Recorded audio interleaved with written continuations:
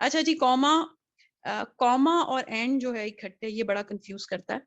जब हम एंड की बात करते हैं तो कोऑर्डिनेटिंग कंजंक्शन है, इसका इस्तेमाल सीरीज में भी हो सकता है और आइडियाज के लिए भी हो सकता है। तो वो जो सीरीज जब हम जिसे कहते हैं, वो सीरीज हो सकती है वर्ड्स की या फ्रेजेस की, और जब हम आइडियाज कह रहे हैं तो हम कहते हैं कि एंड का इस्तेमाल किया गया है दो जुमलों को जोड़ने के लिए। तो अगर मैं आपसे कहूं कि I have a pen, pencil, a pencil and paper. अब यहां पे मैंने पेन, पेंसिल और पेपर, इन तीन नाउन्स को जोड़ा। तो जब हम सीरीज में जोड़ते हैं किसी चीज को तो हमें एंड से पहले कॉमा लगाने की जरूरत नहीं होती। लेकिन इसमें हमारे पास एक एक्सेप्शन पाई जाती है, वो ये है कि अगर मैं ये कॉमा लगाऊंगी, ये जो ऑक्सफोर्ड कॉमा है, ये ऑप्शनल है। कुछ लोग इस ऑक्सफोर्ड कॉमे का इस्तेमाल करते हैं, यानी जब वो सीरीज लिखें, अल्फाज को जोड़ें या वो फ्रेजेस को जोड़ें तो वो एंड से पहले कॉमा लगाते हैं। ये कॉमा ऑप्शनल होता है, अमूमन ये इस्तेमाल नहीं होता, और मैं भी आपको रिकमेंड नहीं करूंगी कि आप इस कॉमे का इस्तेमाल करें। ऑक्सफोर्ड कॉमा तब लगाना कंपलसरी होता है जब हमारे पास सीरीज में एक ऐसी चीज हो या एक ऐसा लफ्ज हो जिसके अंदर पहले ही एंड पाया जाता है। जैसे I have visited Islamabad, Azad, Jammu and Kashmir and Quetta. अच्छा, अब आप ये देखें कि मैंने लिखा आजाद जम्मू एंड कश्मीर। अब ये तो आपको और मुझे पता है कि ये एक ही शहर है। आपका क्या ख्याल है कि दुनिया में किसी भी शख्स को मैं कहूंगी कि जी I love Azad Jammu and Kashmir, तो वो कहेगा कि ये दो चीजें, मतलब ये एक चीज है? किसी को क्या पता, तो वो तो ये समझ सकता है कि ये दो चीजें हैं। सो मुझे पता है कि आजाद जम्मू एंड कश्मीर एक लफ्ज है, एक नाम है एक जगह का। ये एक ही लफ्ज है, एक ही चीज की को रेफर कर रहे हैं। तो अब यहाँ पे जब मैं कॉमा लगाऊंगी, ये लगाना कंपलसरी है ताकि मेरे रीडर को पता चले कि मैंने इस नाउन को इस नाउन से और इसको इसके साथ जोड़ा है। ये आ गई सीरीज। तो ऑक्सफोर्ड कॉमा लगाना तब कंपलसरी हो जाता है जब हमारी सीरीज में एक ऐसा पेयर आ रहा हो, एक ऐसा लफ्ज आ रहा हो जो कि पेयर की शक्ल में हो या जिसके अंदर पहले ही एंड का इस्तेमाल हो। अब आई बात आइडियाज की।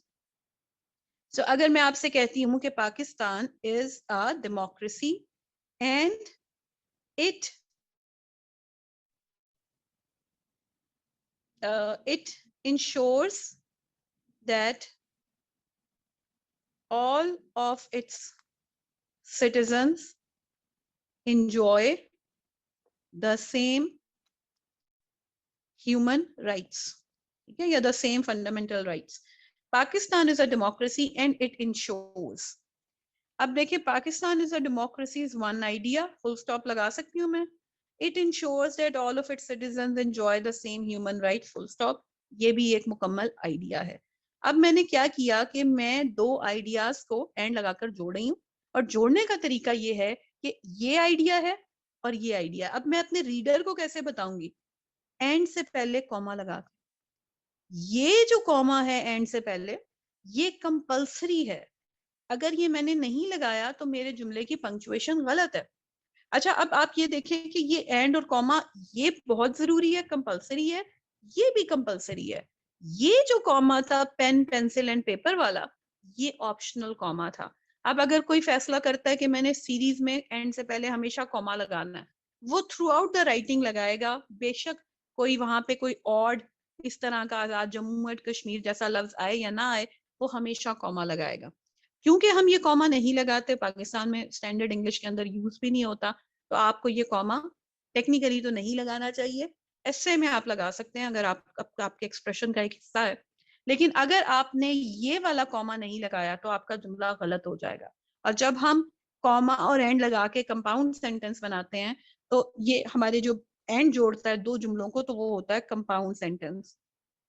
अब आप देखिए कंजंक्शन कितनी इंपॉर्टेंट है। अगर मैं इसको जोड़ूं कंजंक्टिव एडवर्ब के साथ या ट्रांजिशनल वर्ड के साथ, so Pakistan is a democracy therefore it ensures. अब आप देखें मेरी पंक्चुएशन ही चेंज हो गई। और अगर मैं इसे लिखूं Pakistan is a democracy because it ensures, अब मैंने कोई भी कॉमा नहीं लगाया, तो आप देखें कि कंजंक्शन का इस्तेमाल इतना इंपॉर्टेंट है कि मैं 3 तरह से पंक्चुएट कर सकती हूँ सेम जुमले को, अगर मैंने 3 मुख्तलिफ कंजंक्शंस का इस्तेमाल किया। सो ये है आपका कॉमे और एंड का इस्तेमाल। ये आप राइटिंग में देख सकते हैं, रसल भी इस्तेमाल करता है, बहुत सारे राइटर्स जो हैं वो कंपाउंड सेंटेंस बनाते हुए कॉमा और एंड का इस्तेमाल करते हैं।